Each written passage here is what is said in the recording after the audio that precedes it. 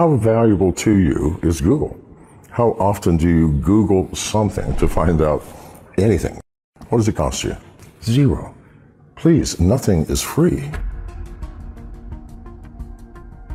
I'm thinking people are foolish if you believe you can go onto the internet, sign on to a social media site, and expect to have privacy. That's ridiculous. How do these companies make money? Seriously, Google makes money by knowing where you are, what you're buying, who you're with, who your contacts are, who you last talked to, where you're eating your dinner. This is how everybody makes money. And to think that you're going to get these free services, seriously, if you want to use free services and you're paying nothing for them, why then are you upset that they're taking the data that you input and selling it? I mean, to expect privacy in this world where hackers can see anything, the government can see anything, that our telephones, our smartphones are designed to spy on us. They have application interfaces that let them access your location, your contacts, who you're calling, what you're buying. Why? Because marketers pay a lot of money for that. You know, once you log on to the internet, your privacy is gone. So you have a choice. Keep your privacy or go, okay, well, I'm going to be very careful about what I input. You know, people ask me for my phone number, I just don't give it to them. You know, certain information you do not get. And if I cannot get onto your site, then I'll go somewhere else. Why do we accept smartphones that have the capacity to find my location, turn on my camera, turn on my microphone, look at my contacts, see who I last called, find out what I'm buying on Amazon or what have you? Why do we accept that? Because this makes our life easy. I expect everything that I put into the internet to be taken away. If you put it on the internet, someone's going to get it. It's a fact of life. There's no way to prevent it. So what you put into it, you better expect the world to know. So I don't know, I use disinformation. You know, for example, I bought a house, a new place in a foreign country, and I said it was in Dominica. Put photographs in. Oh no, I've never been to Dominica, and I do not have a house there. However, those people who are trying to find me or looking for me, I mean, you know, you have to figure it out yourself. Protect yourself by any means possible. Disinformation, no information, limited information. But whatever you put into the internet, it's gone, man. People are going to be looking at it and reading it and watching you. Would any government allow Google, Facebook, Twitter, that has massive amounts of information on everybody, not just in America, but in the world? Do you think they would allow that just to freely go on its way? Of course not. Please, the Lord. This is how governments work. You think I'm paranoid? Governments are paranoid. They're all terrified of losing power. 2.5 years ago, someone took 21 million records from the United States Office of Personnel Management. That means everybody with top secret clearances, everybody who has ever worked for the U.S. government for the past 50 years. Good God Almighty. Do you realize what a major coup that would have been in a war? An act of espionage of the scale of which has never been attempted. And it's, you know, some random person in Russia or China probably wandered in and just took it. It's so easy to do. A cyber war would be a very inexpensive war. I mean, Korea has 2,100 hackers. It's a group of government hackers with the capacity to literally take down any country in the world, including the U.S., by any number of ways, hacking into our power grid, shunting the electricity in such a way that all of our transformers burn out across America. Now, we have no electricity. How do you repair it? I don't know. All of our repair tools are electrically operated. Everything goes south. We don't have any electricity to run the plants to create the food and can them and ship them so that we can eat. We don't have the electricity to create fuel from raw oil. We have nothing to run our cars on. We have no lights. We have no heat. Hospitals are down. We have no emergency services. Think about it. Now, there's no nuclear war that could ever achieve that. There would always be pockets of we would still have something. But no, if hackers really wanted to attack America, a couple of thousand could bring us down financially. Why don't they? We probably have the ability to do the same thing to them. But no, this is, you know, we have let things get out of control, and we've done it because we are lazy. Over half of all smartphones, both iOS and Android, are infected with keystroke logging software. This is a known fact. People pay these pornography sites for the ability to put their key logging software on your phones.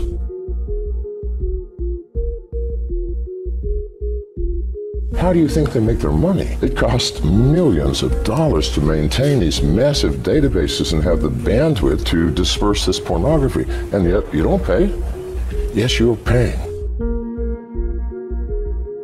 While you are watching your phone is watching you.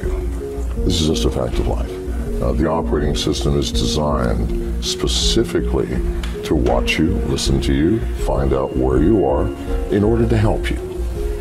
It needs to know who your friends are. It needs to know what you're saying in your text messages. It needs to listen to you sometimes. And so you're looking at your phone and you have all these facilities, but it is the world's greatest spy device, designed as a spy device. Now, there's nothing wrong with that as long as the person spying on you is spying on you for benign reasons, meaning maybe they just want to sell you something. I can choose to say no. But hackers use those same facilities. They are built into the operating system. So if a hacker gets access to those facilities, they may choose to empty my bank account without my permission or knowledge, or to steal my identity, or to start charging things on my credit cards, or if I have a Bitcoin wallet or an Ethereum wallet, they can empty my wallets. This is the facts. This is not science fiction. This is not me being paranoid. The antivirus paradigm is no longer functional. It doesn't work. I said this 10 years ago, and I'm the person who invented it. So people should listen. I mean, if I invented it and I built the first antivirus company, viruses are not the problem. By the time hackers have planted malware in your system, it's way too late. The hackers spend weeks, months, or sometimes years sniffing around in your system, taking what they want before they even plant malware. But you can find the presence of a hacker in your system so easily. Every hacker has... If you live in a qualified zip code, you may be eligible to receive USA-made solar panels for no cost at install and get paid. Has to go through certain steps in order to break into any system and do damage.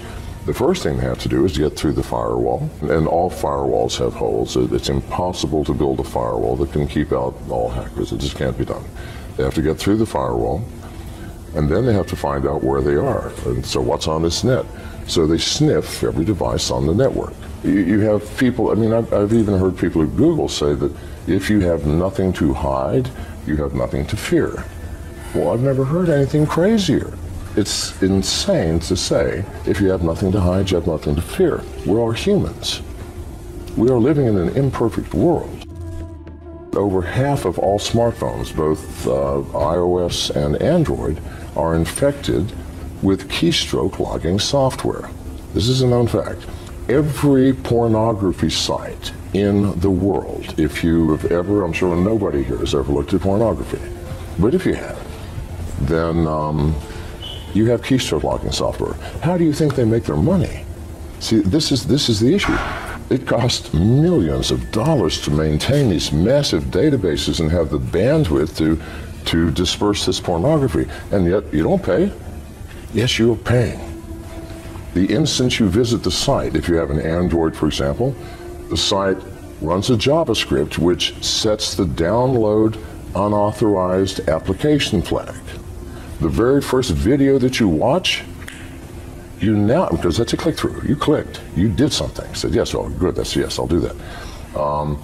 Downloads, first and foremost, a remote rooting function. If it's an iPhone, a remote jailbreaking program. All can be remotely rooted now.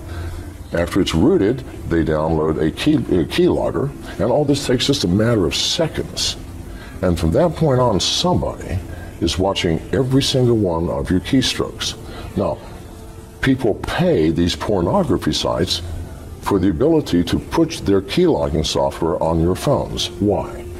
Well, maybe they're a Bitcoin aficionado, and they're going to see, do you have a Bitcoin wallet like Mycelium or what have you? Yes. Well, they're just going to hang around until you access it and input your keys or your passwords, and the next day, your wallet's going to be empty. Or maybe you do online banking, all right? You have a password, you have an application. The very first time you've logged into your bank to check your balance or do anything, They go, thank you very much. And the next day, your bank balance will disappear.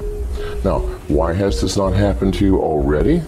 Because hackers are not stupid. In order to take something, they have to download additional software. If they only take 400 or 500 people's bank accounts in one day, then the next day, the white hat hackers are going to say, this is how they did it. Everybody, you can protect yourself. No, they're going to wait until one day this year or next year, and 100 million people in one day are going to have your bank accounts eradicated. Zero balance, or your identity will be stolen, or your Bitcoin wallet will be emptied. Or maybe they've been watching your keystrokes to see if, maybe you're saying something to a friend or a lover that maybe could compromise you. Maybe they can blackmail you. If they get lucky, you might be a United States congressman or a senator, in which case, now not only do they have money, they have power. And the Russian cyber mafia and the Chinese cyber mafia are so powerful.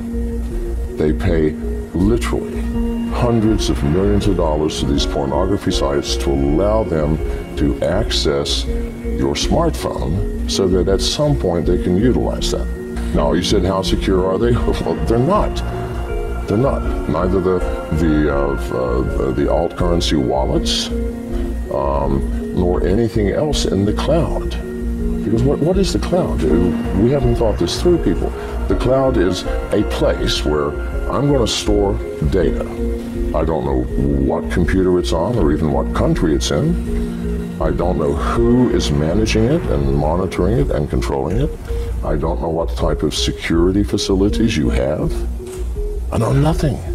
And I'm willing to put my valuable data there? No. Why would we do that? Now, if it's something I don't care about, that if you steal it, I don't care. It's a list of books I read. I'll just recreate it from the web. But if it's something that matters, it's like saying, we've all agreed now we have secrets, yes? Why don't you let me keep your secrets? Why should you be burdened with having to keep your secrets? I mean, you've got too many stories to tell. Why don't you give it to me and let me manage it for you? Isn't that crazy? And that's what we're doing with our, quote, secret data. That is data we don't want to have stolen from us or taken or accessed.